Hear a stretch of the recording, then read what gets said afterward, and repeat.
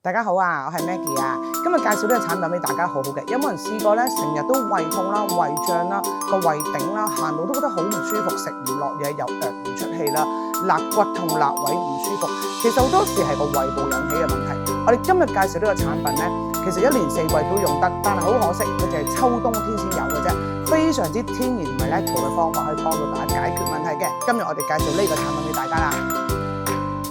嗱，咁大家睇下啦，呢一個咧就我哋今日要介紹嘅產品啦，佢係甘蔗薑糖，純甘蔗汁去製造壓榨出嚟，再加埋一啲小黃薑嘅喺裏邊嘅。佢嘅薑味好濃郁，但係唔辣嘅喎，因為用甘蔗製造啦，亦都唔甜嘅，微微嘅甜啦。咁同埋佢好好嘅，我哋只要咧話個胃唔舒服，攞一樽出嚟就咁開水，攞一樽出嚟就咁開啲熱水飲咧。哇！已經即刻解決到你肋骨唔舒服啦、頂住啦、揞住啦、胃脹啦嘅問題，全部解決到。上年試過嘅朋友就會知道，全部係人手製造嘅。咁呢個絕對唔係黑糖啊，千祈唔好撈亂，因為黑糖嘅功效爭好遠㗎。呢一個勁好味嘅係農家製作，絕對幫到你。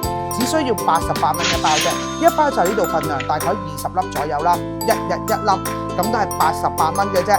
與其你試過咁多都幫唔到你，黑糖幫你唔到，一定要試呢個，呢個都係中醫推介嘅一個產品嚟㗎，一定要試啊！